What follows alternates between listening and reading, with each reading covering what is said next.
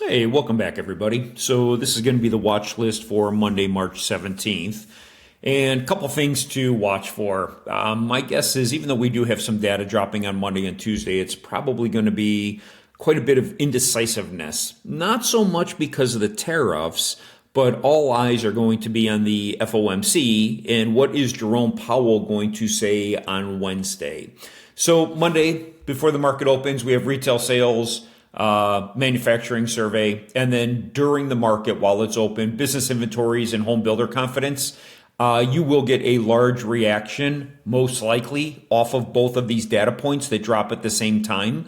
But the one that's going to drive everything is going to be really the home builder confidence and what's going on with the potential lumber tariffs coming out of Canada.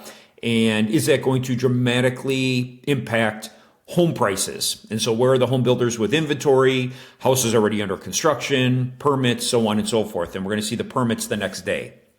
So that's where we're going to lead into Tuesday with what's going on with the inventory, building permits, import prices, so on and so forth. Again, all this data drops before the market open, which is good, kind of gets it out of the way. But then 15 minutes after the bell rings, we're going to have industrial production and capacity utilization. Capacity utilization is something that I just typically ignore. The industrial production might be something to keep our eyes on. But again, just let the news drop. Don't be in a trade for at least 10 to 15 minutes before news.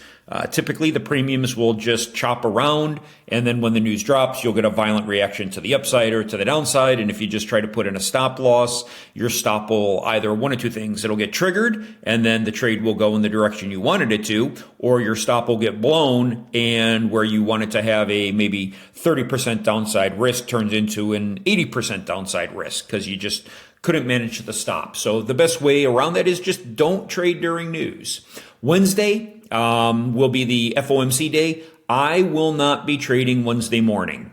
This is just something that I have learned over the years, and unfortunately, I have learned the hard way, where if you're just going to try to trade pre-FOMC and the press conference, it's not worth it. Premiums are super, super expensive. You're going to be paying up for no reason at all, when in fact, you could just come back at the news conference, see how the news conference goes, and then trade after. Now, my guess is that the markets are going to want to hear Powell say that rate cuts are back on the table in a meaningful way. I don't think he's going to do that because I don't think he's going to tip his hand to Trump what he's going to do. Because if he does that, then it puts him at a disadvantage for monetary policy for the rest of the year. So they could move up a rate cut. I don't think you're going to get it on Wednesday, but it could be coming up at a subsequent meeting versus waiting all the way till June. But again, I think he's going to play possum, not tell us anything. And the market's not going to want to hear that rate cuts aren't on the table. So they want rate cuts to kind of combat the potential tariff inflation that is going to be forthcoming. Thursday, we're going to have jobless claims, manufacturing, existing home sales, and the U.S. leading economic indicators, and then nothing is scheduled for Friday. So usually pre-FOMC, Monday, you might get some good movement in the market. Tuesday, it's going to be all anticipation coming up to FOMC. FOMC morning, don't even trade it. That's my advice, but do what you will. And then Thursday and Friday, we should have a little bit better clear of sight as to how the market is going to react. So let's go back to what happened this past week. Clearly, a lot of jockeying back and forth between these levels, 467 all the way up to 478, 479. They take it down, they rally it up, they take it back down, they rally it back up. My guess is we're still probably heading lower. We'll see. But I can't imagine that there is enough positive momentum bias to the upside unless the administration just takes tariffs off the table altogether. So for the most part, I have not been trading the ETFs. There's just too much volatility. Contracts are too expensive, and the market is just not observing price levels. It's scared, and then it's greedy, and then it's scared, and it's greedy. And so when you're just chopping around in a market like this, what you'll find is that you are just paying a premium for nonsense. And that's usually what it is. So what you can do is look to some of the individual names. So you can see We have supply and demand overlapping, so that's pretty much going to be a balanced market on the open. We'll see what the pre-market does, but I mean, I just don't like how they can just move it all the way up and then just dump it. Literally, think about this. 5, 10, 15, 20, 25 minutes later, I mean, they're dumping it, a percent. So it's 3 points here, but these are just very violent moves. And if you're caught on the wrong end of them, it can be very challenging. So what is driving this move? And the only thing that you really need to watch confluence-wise is going to be the volatility index, the VIX, okay? So we are bouncing in demand. You will see that the market has not had a capitulation event, which is still, I think, yet forthcoming. I mean, we should have seen a VIX all the way back up, at 65 or at least at 40, 50, and 60, comparatively speaking to where we were at with the yen carry trade issue that was the latter part of last year. But right now, the volatility is pretty much contained between 21 and 30. And you'll see that we made a couple double tops up here on Tuesday, and then vol had started to drop the rest of the week. Now, again, we are at this pivot point here where I think we can definitely push higher. A couple places that I'd obviously be watching. And again, just tracking where is your interim volatility levels and then where is the market getting scared. But we're pretty much at a base here. We are in some heavy demand. And again, you have to remember that people trade the VIX. So if you're asking yourself, well, why is there supply and demand on volatility?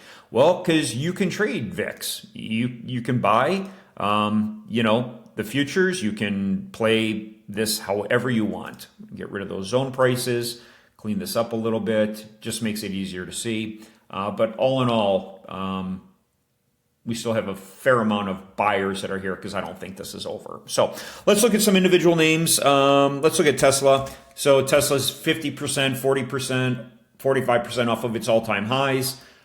We keep rejecting this level here of 249.67. Just going to turn this off so you can see.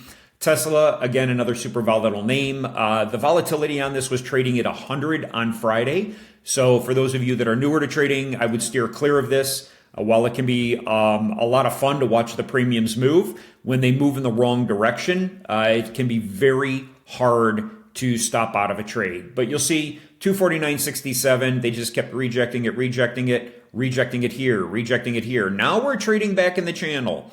So if we're going to go higher, although do note, we got above the channel and then they immediately dumped it. We get above the channel, they dump it. We get above the channel, they dump it.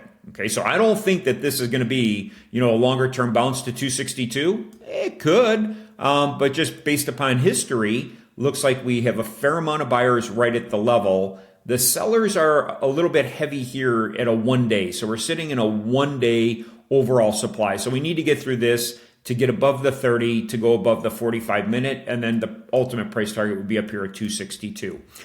So keep an eye on at least Tesla for a confluence trade, especially that along with Nvidia, right? This is the other one. It was down to 104. We closed in the 120s on Friday.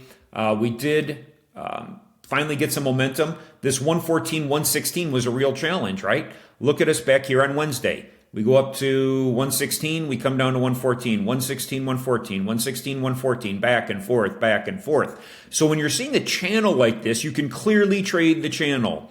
Now, would I take the breakdown of the channel? No. Why? Because as soon as I got below, pushed it up. Below, pushed it up. Below, up, right? And then as soon as they get above the channel, they weren't able to carry any momentum until the overnight hours, right? The overnight session going into Friday really gave you some confidence that Nvidia was going to hold to move higher. And where are we moving to? 122.79. So we'll watch this on the market open for a potential reject, although I don't have any supply until up here. So this could be potentially, if we get a nice pullback, what would I use as my pullback target? Well, I would use VWAP, or I would use the 200 simple moving average to see, can we get a pullback to here and hold to actually go higher. Let's look at another one, AMD. AMD, this 99.79 has just been a great price level all along. Again, I have an interim level, so my blue lines are just my interims that would have been just pretty much from this week. But you can see as soon as they get AMD up to this 101, they kick it right back down, 101.71. Now, we're not that far, right? We're between levels, so right now I don't have a trade. I need this to pull back into demand, which was also where VWAP is in the 200. SMA ought to be here to possibly go long. We'll also watch maybe for a put trade here. If not, if they could get above it, we have fairly light supply at 45 minutes, 30 minutes, and they could take this all the way up to 103 with some momentum to the upside. Let's take a look at some of the Mag 7. You can see here with Amazon, we are at a balanced market where buyers and sellers are pretty much in agreement on price, which is why we get nothing other than chop. So when you're looking for a huge move, it just can't get out of its way. Now, this is not profitable to try to trade this, in my opinion, right? When you're trying to trade between these two levels that are only, a couple bucks away on a $200 stock, you're just going to get caught up in the minutia. So again, the best thing to do is just sit, wait, be patient. Let's see what happens if we get back up to this magical $200 number. Now, if we get some strength, right, and they could start pushing this, from over Friday's high and get above this 198.57, we could take some calls up to 200. The next price target above that is 204. Now, I will tell you that Amazon is trading at its lowest multiple in history. So I can't imagine that at some point, people aren't going to start stepping in and buying this to go back up to 220 or 240. I do think that's where the long-term horizon is. Let's take a look at Google. Google has just constantly been back and forth around this 163.70. You'll see they bounce it, they fail it. It actually failed for, quite a ways down, only a couple bucks. But again, once we get into these buyers, they're pushing it right back above the level. So this, I don't see a trade here. On Monday, if we open at 163.70 or we push down here, we could take a call trade pushing up to 168. You'll see that we have buyers, but for the most part, we also have a fair amount of sellers that they just keep rejecting it early. So that would be a trade that, would not be highly appealing to me. Let's take a look at Meta. I think this one has some more runway. Yeah, this one I really like. So I would be looking for some calls, possibly right on the open in Meta. So we are holding this level of this 607, could go all the way up to 622. This is the way I like to trade, where we have a lot of buyers, and then the sellers are up top where I have some room to run, right? I don't want to see sellers here and sellers here and sellers right at my level. I mean, that's what we're dealing with on some of the other stocks that we looked at. We want a clear runway where I can jump into some calls, and I'm going to keep this on the watch list to possibly, again, take this one higher.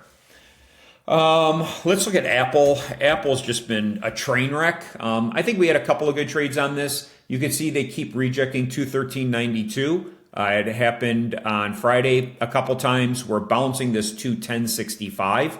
So we're trading in a channel. Now, if Apple can get some strength, interestingly enough, this is pretty short-lived, and we could probably run this thing higher, but I think they got to get above 214.91, where they held it, and then once it failed, it consolidated lower, and now we're starting to at least trend back up. I'd really like to see us be able to get this 213.92 held, consolidate, push up, retest, go higher.